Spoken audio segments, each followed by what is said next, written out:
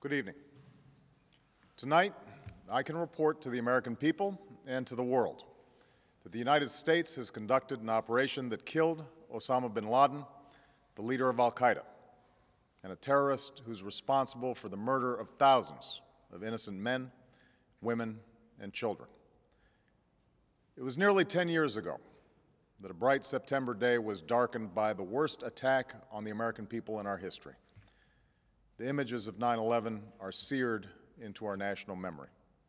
Hijacked planes cutting through a cloudless September sky, the Twin Towers collapsing to the ground, black smoke billowing up from the Pentagon, the wreckage of Flight 93 in Shanksville, Pennsylvania, where the actions of heroic citizens saved even more heartbreak and destruction. And yet we know that the worst images are those that were unseen to the world.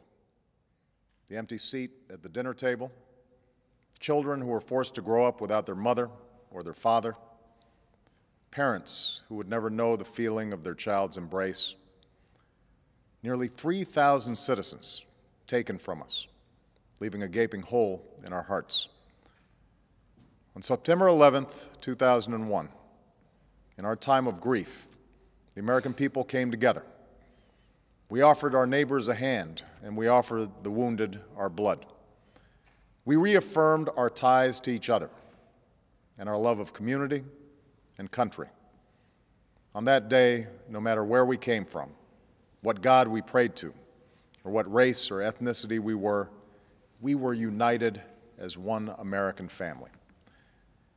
We were also united in our resolve to protect our nation and to bring those who committed this vicious attack to justice. We quickly learned that the 9/11 attacks were carried out by al-Qaeda, an organization headed by Osama Bin Laden, which had openly declared war on the United States and was committed to killing innocents in our country and around the globe. And so we went to war against al-Qaeda to protect our citizens, our friends, and our allies.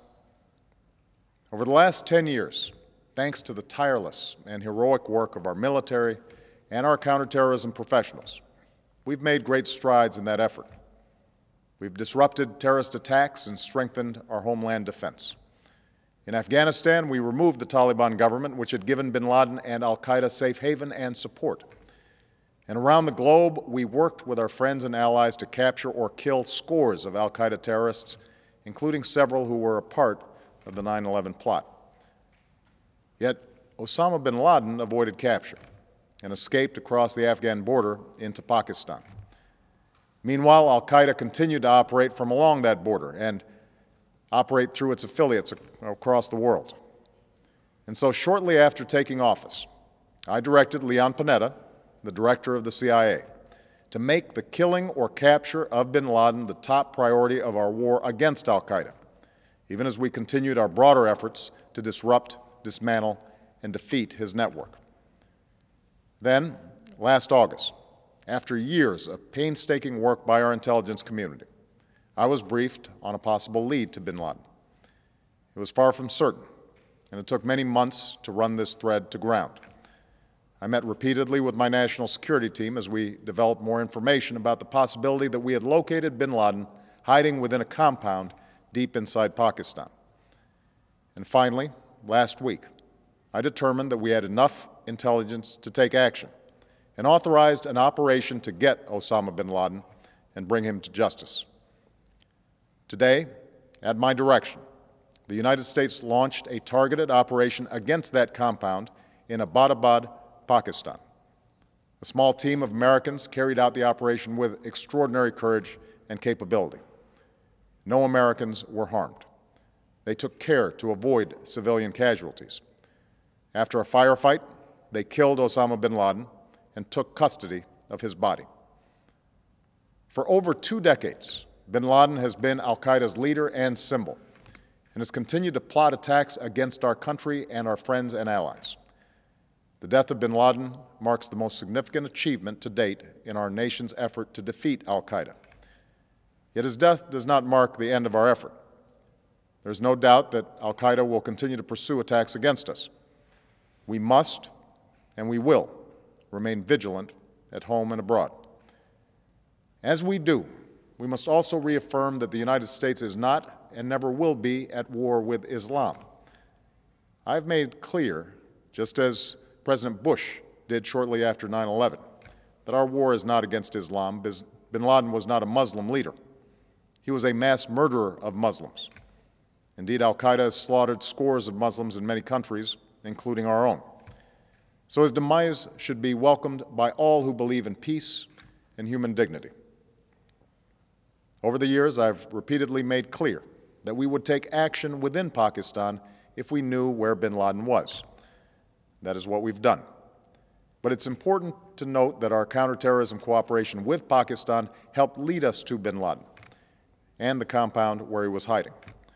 Indeed, bin Laden had declared war against Pakistan as well and ordered attacks against the Pakistani people. Tonight, I called President Zardari, and my team has also spoken with their Pakistani counterparts. They agree that this is a good and historic day for both of our nations. And going forward, it is essential that Pakistan continue to join us in the fight against al-Qaeda and its affiliates. The American people did not choose this fight.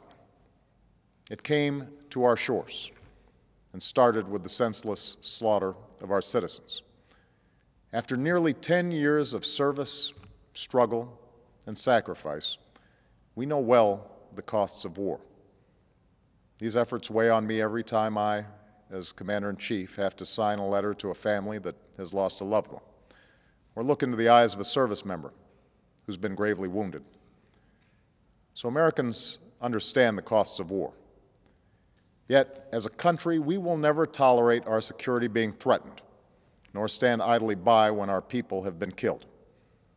We will be relentless in defense of our citizens and our friends and allies. We will be true to the values that make us who we are.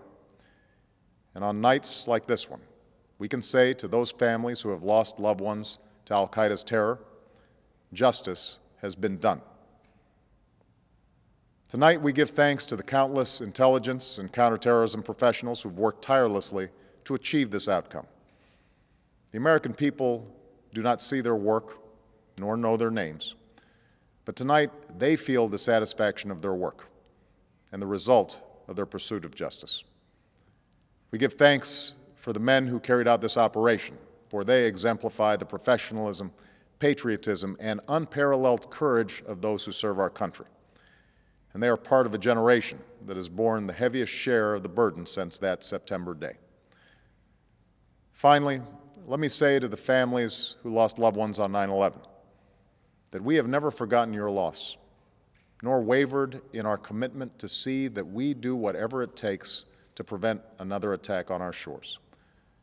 And tonight, let us think back to the sense of unity that prevailed on 9/11. I know that it has at times frayed, yet today's achievement is a testament to the greatness of our country and the determination of the American people. The cause of securing our country is not complete, but tonight we are once again reminded that America can do whatever we set our mind to. That is the story of our history. Whether it's the pursuit of prosperity for our people or the struggle for equality for all our citizens, our commitment to stand up for our values abroad, and our sacrifices to make the world a safer place. Let us remember that we can do these things not just because of wealth or power, but because of who we are. One nation, under God, indivisible, with liberty and justice for all. Thank you. May God bless you, and may God bless the United States of America.